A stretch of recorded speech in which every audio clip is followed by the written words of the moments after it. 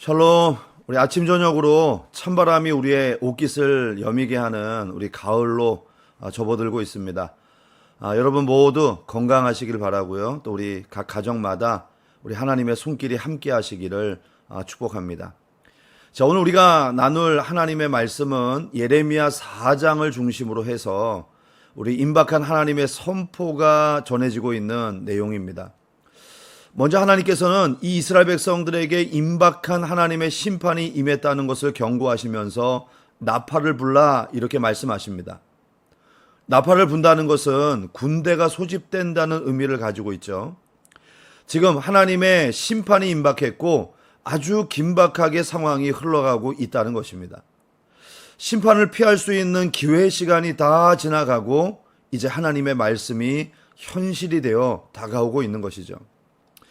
바벨론의 군대는 마치 배가 고파서 먹이를 찾으려고 숲에서 나온 사자로, 또 느부갓네살 왕은 광야에서 불어오는 뜨거운 바람에 비유되고 있습니다. 자, 이것은 이제 그들을 대적할 자들이 없고 그들이 짓밟고 지나간 모든 자리가 결국은 황폐하게 될 것이라고 하는 의미입니다. 자, 특히 성경에서 이 뜨거운 바람이 불어오는 곳이 헐벗은 산이다라고 이야기하고 있는데, 자, 이것은 우상 숭배를 위해서 만들어진 산당을 의미합니다. 결국 폭풍이 불어오게 된 원인은 이스라엘 백성들의 죄악 때문이었던 것이죠. 자, 바로 이 시점에서 예레미야가 통곡을 하며 하나님께 항변하고 있습니다. 하나님이 유다 백성들에게 평강이 있을 것이라고 약속하셨는데 지금 죽음의 위협을 받고 있다는 것입니다. 자, 그러나 이것은 사실 예레미야의 향변이라고 보기보다는 이스라엘 백성들의 전체 마음을 대변하고 있는 내용인 것이죠. 당시 유다 백성들은 보편적으로 하나님이 주셨던 복의 약속을 굳게 믿고 있었습니다. 자, 그도 그럴 것이 그들의 조상이었던 아브라함, 이삭, 야곱, 다윗과 같은 그 조상들에게 하나님은 복의 약속을 하셨던 것이죠. 자, 하지만 이 복에는 항상 하나님의 명령에 순종해야 한다는 전제가 붙어 있었습니다. 자, 그러나 이스라엘 백성들은 이 명령에 순종하지도 않았고 그 말씀을 자녀들에게 가르치지도 않았죠. 그들은 하나님의 복 대신에 저주를 선택했던 것입니다. 자, 그러니까 지금 그들에게 임한 심판은 하나님이 거짓말하신 것이 아니라 하나님이 그 약속대로 이행하신 것이죠. 자, 그런데 이제 와서 다급한 상황을 만나니까 이스라엘 백성들은 하나님이 자신을 속였다라고 생각하고 있는 것입니다. 자, 이들이 이런 생각을 품게 된 결정적인 이유는 그들이 하나님의 말씀이 아닌 거짓 선지자들의 말을 따랐기 때문입니다. 거짓 선지자들은 유다 백성들을 향하여서 항상 안전하다, 평안하다 이렇게 선언했습니다.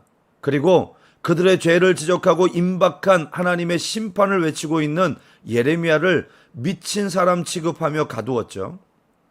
자, 그러나 하나님의 말씀을 분별력 없이 또 자기의 듣기 좋은 대로만 받아들였던 유대인들은 결국 멸망이 코앞까지 다가오고 나서야 자기들이 잘못된 선택을 했다는 것을 깨닫게 되었던 것입니다. 결국 문제는 하나님께서 거짓말하신 것이 아니라 이스라엘 백성들의 마음속에 자리 잡고 있었던 무지함과 무사 안일함이었습니다. 자, 우리는 여기서 새술은 새 부대에 담아야 한다는 예수님의 말씀을 되새겨볼 필요가 있겠습니다. 자, 하나님은 예레미야 선지자를 세우셔서 기존의 잘못된 종교의 시스템과 타락한 이스라엘 백성들을 새롭게 잡고자 했습니다. 하지만 그들은 이런 하나님의 의도에 순종하지 않았던 것이죠. 예수님 당시에도 종교 지도자들은 예수님이 너무나 엄격하게 행하지 않으시기를 바랬습니다. 그들은 예수님의 말씀 듣는 것을 좋아했습니다. 그러나 당시의 종교인들은 그들이 구축해왔던 이 종교적인 전통, 그리고 누려왔던 이 기득권을 포기하고 싶지 않았던 것입니다. 그저 예수님이 조금만 타협해 주셔서 자기들을 인정하고 좋은 교훈들을 그 전통 속에 살짝 끼워서 주시면 참 좋을 텐데 예수님은 이것에 있어서 참 단호하셨습니다. 예수님은 십자가의 의로 우리에게 새 옷을 입혀주러 오신 분이지 결코 헌옷에 예수님의 새 것을 조금 끼워서 넣는 누더기를 입혀주러 오신 분이 아니었기 때문이죠. 자, 그러므로 우리의 영혼이 새 부대가 되지 않으면 결코 예수님이 주시는 이 놀라운 은혜를 담을 수 없는 것입니다. 자, 그래서 하나님은 우리가 새 부대가 될 수 있는 방법들을 알려주시는데 오늘 예레미야서는 애곡하고 마음에 있는 악을 씻어버려라 말씀하십니다.